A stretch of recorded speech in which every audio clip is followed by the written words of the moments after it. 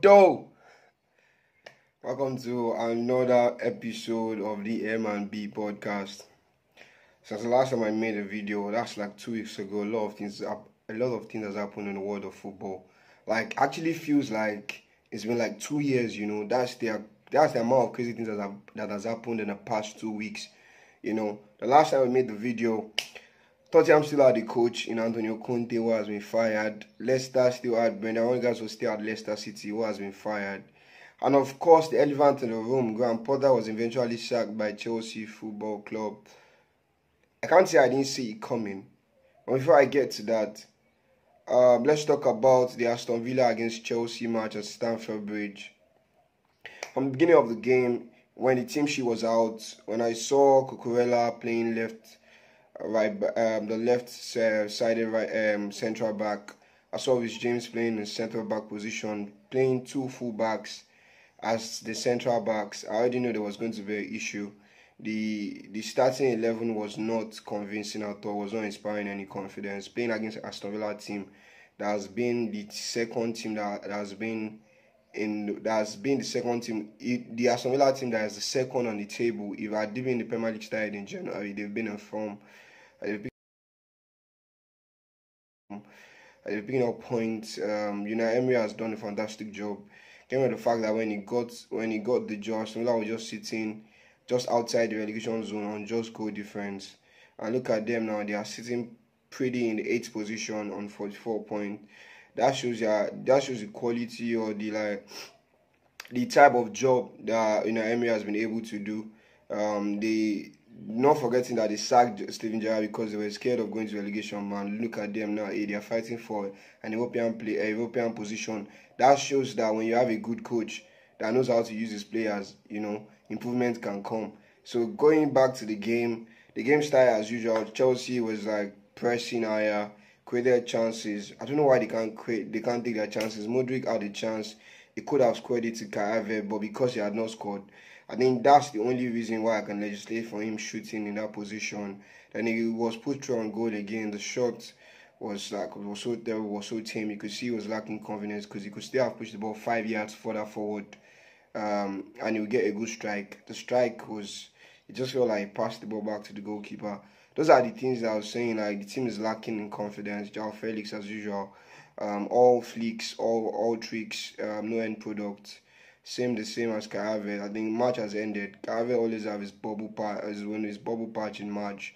The match has ended. He has gone back to his factory setting. Then Chelsea got caught cold on the counter by just a stray ball from Douglas Luiz that cut out Koulibaly and Cucurella. Watkins, with the form that he has been in, scored. Chelsea continued to create more and more chances, but we couldn't seem to take those chances. Then McGinn with the killer goal in the second half, when Chelsea was starting to pile the pressure on them. More or less, it was same of the same. The game was not inspiring, so I was not surprised at the end of the day when Graham Potter was sacked. I'm so sad it didn't work out because I was so optimistic when he got hired as the new coach. I was thinking Chelsea was moving away from the norms, which is going for big name coaches and trying to go with a coach that they could build a long-term project with. I was so excited about that. I was looking forward to it. Hoping he does well. He has not done exceptionally well at Brighton, but you could see the steady progress they've been making. But I always knew jumping from Brighton to Chelsea Football Club, the expectation is light and day, and then we could see that he crumbled under the expectation, under the pressure. Not also forgetting that there was a lot of injuries, and there was a lot of influx of players. Some players which I believe that I don't think he had the influence in bringing those players in.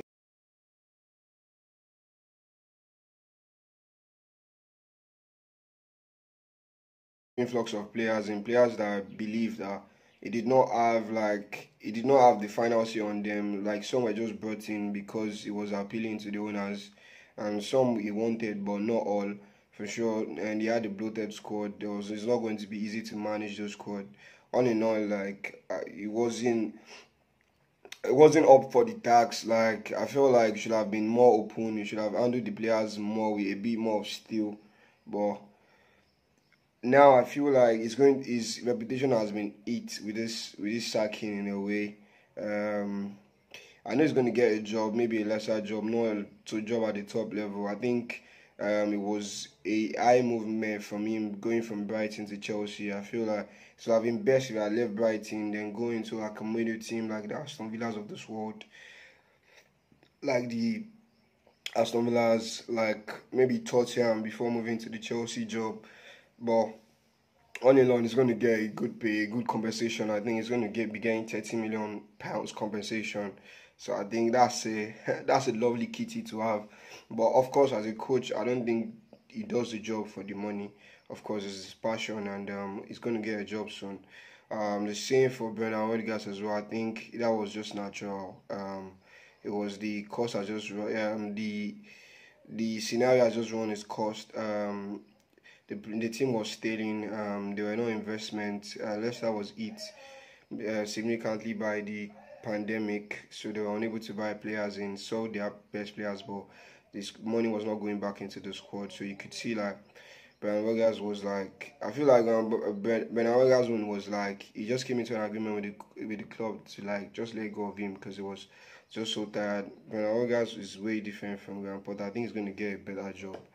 I think he has done so much for Leicester City. He was not forgetting he finished fifth in 2 consecutive seasons and he won the FA Cup, which is so amazing. And you're not forgetting that in those 2 seasons he finished fifth in 2 consecutive times. They got to the semi-final of the Conference League, their first European semi-final, and they lost out. They lost out to the top four in the last game of the season in both seasons. So he has done a magnificent job. I think the Antonio Conte one as well was something that was expected. There was no way they could have kept him in the job after having that explosive interview he gave after the Southampton game. I think he was just fed up. He didn't get what he wanted in the club in terms of investment into players. And we all know that Antonio Conte is a feisty character, and that's what he does at all clubs that he goes to. He always end up acrimoniously. So I was not surprised to let him go. And moving to the game on Tuesday, game on Tuesday, Chelsea Liverpool, Bruno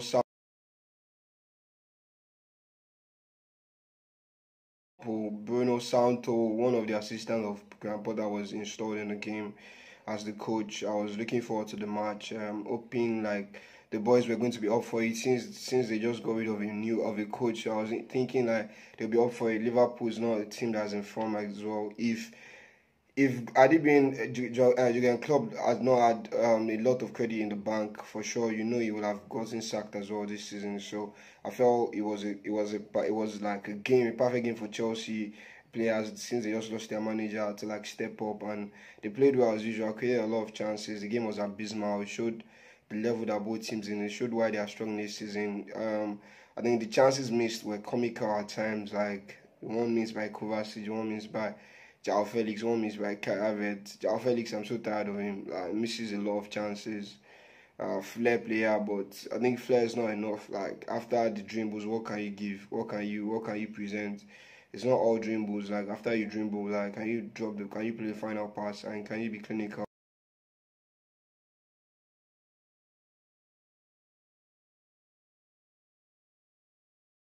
João Felix, I'm so tired of him. Like misses a lot of chances. Flair player, but I think flair is not enough. Like after the dribbles, what can you give? What can you present?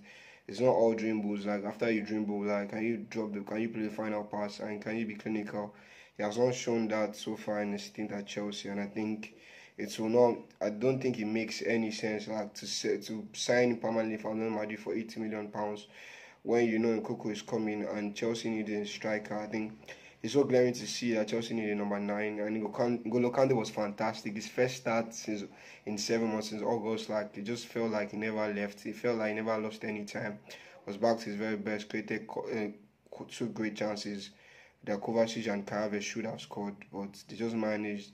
To just waste the chances. Kovacic as usual.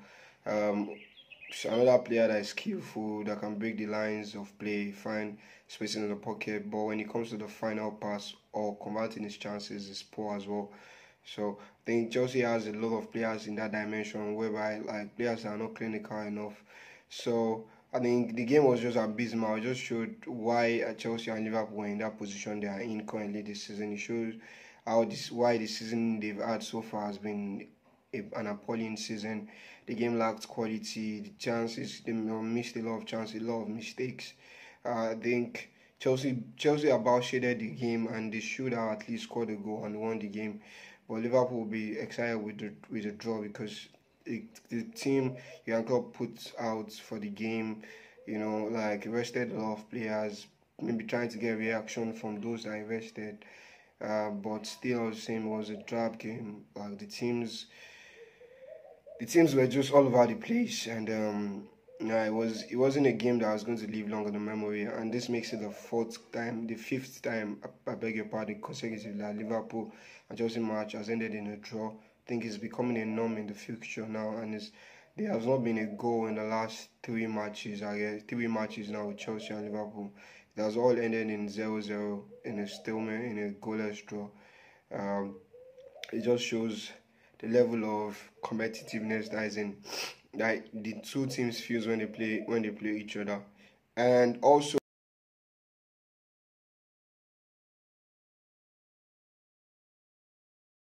And also now moving on to like the biggest question, the elephants in the room, who will replace Graham Potter as the Chelsea head coach? There have been talks with Julian Nagelsmann. There have been talks with Luis Enrique. The report has showed that Todd Boehly and the crew and the sporting director Paul Stanley and Lawrence Stewart, they are in charge of finding a new coach. The report has said they will be interviewing a couple of managers, maybe like five. Mauricio Pochettino as well is involved in that. Luciano Spalletti. But so far, the favorite seems to be between Luis Enrique and Nagelsmann. Luis Enrique flew into London. That was like yesterday to have talks, and reports said the interview was great from him. He was able to convince the owners.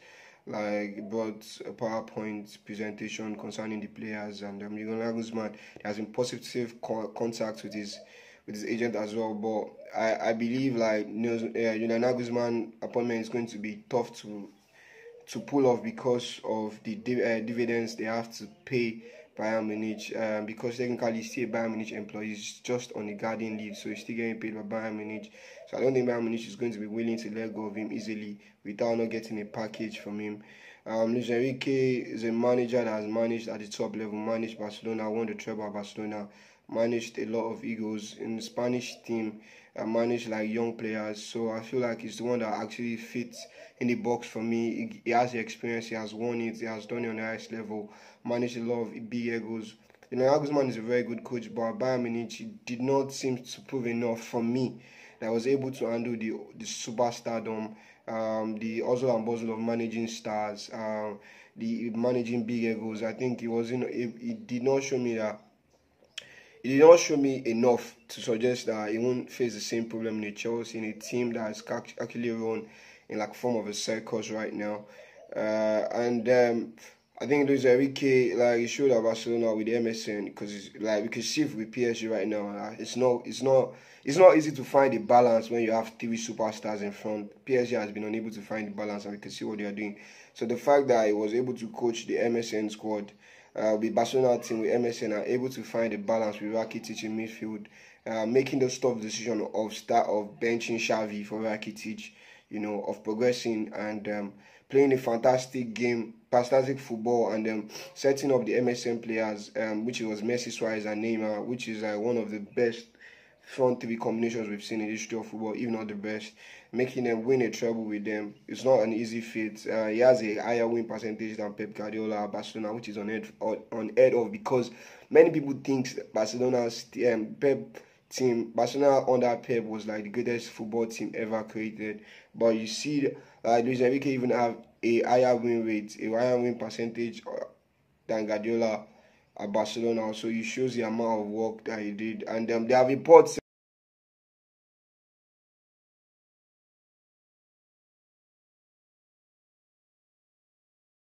Lampard is going to take over the job on interim basis until the end of the season. When I heard the news, what was my reaction? This was my reaction. I was like, not again. It just seems like the club is being run in a circus. It seems like, yeah, again, it just feels like the team, Todd Boehly and the guys, I don't know, I don't know even if they know what they are doing, because like, it just seems like the team is being run in a circus right now.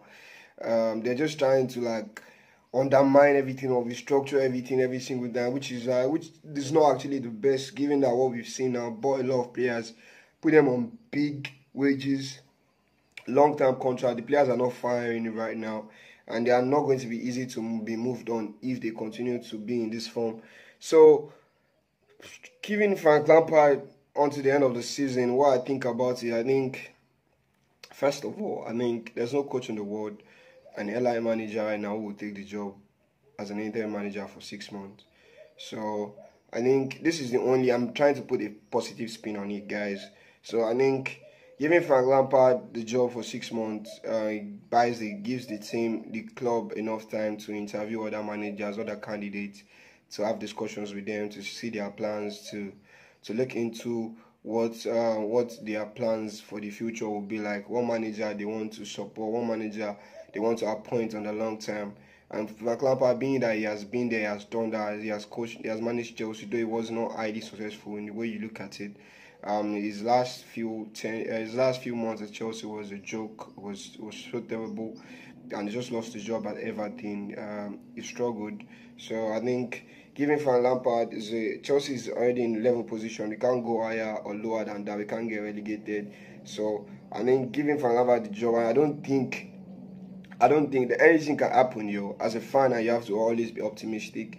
But I really don't think Chelsea is a team that will be able to knock out Real Madrid out of the Champions League. Given what Real Madrid has been doing over the weekend, eat Valladolid for 6, just eat Barcelona for 4 yesterday.